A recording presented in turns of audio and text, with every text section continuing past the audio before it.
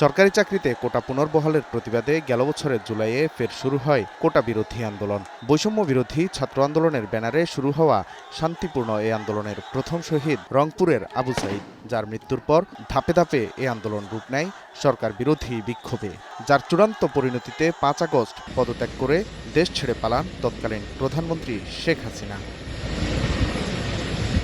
জুলাই আগস্টে ছাত্র জনতার এই আন্দোলনকে স্মরণীয় করে রাখতে পদক্ষেপ নেয় দেশের আর্থিক খাতের নিয়ন্ত্রক বাংলাদেশ ব্যাংক। এতে নতুন ডিজাইনের টাকার নোট ছাড়ার সিদ্ধান্ত নেয় তারা। সম্প্রতি বেশ কিছু নোটের নতুন ডিজাইন প্রকাশ করেছে কেন্দ্রীয় ব্যাংক। এর মধ্যে ৫ টাকার নোটে রাখা হয়েছে জুলাই আন্দোলনের প্রথম শহীদ আবু সাইদের ছবি সংবলিত গ্রাফিতি। এছাড়া ১০ ও ২০০ টাকার নোটের পেছনেও থাকছে ২৪-এ দেয়ালে দেয়ালে আঁকা বিভিন্ন গ্রাফিতি।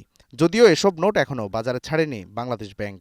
জুলাই আগস্টের বিপ্লবের পর থেকে বর্তমান অন্তর্বর্তী সরকার গঠনের পরই আমরা বাংলাদেশ ব্যাংক সিদ্ধান্ত নেয় যে বাজারে যে প্রচলিত অর্থ আছে, নোটগুলো আছে, সেগুলোর নতুন প্রিন্টেড কপি তারা ছাড়বে, নতুন ডিজাইন প্রণয়নের সময় আমরা যে জুলাই বিপ্লবের যে চেতনা, এটাকে ধারণ করেই ডিজাইনাররা মূলত এই নকশাগুলো করেছে।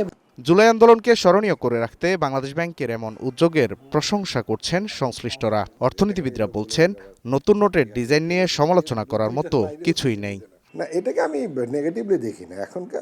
এখন মানে যে আপনার যে ধরনের গভর্নমেন্ট, তারা তো তাদের অ্যাচিভমেন্টগুলোকে রিফ্লেক্ট করবেই।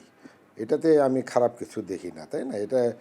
এটা প্রতিবাদ করার কিছু না। এখন ওদের মানে ওরা যে অ্যাচিভমেন্টগুলো করেছে সেগুলো তো ওরা প্রতিফলিত করবে বিভিন্ন জায়গায়।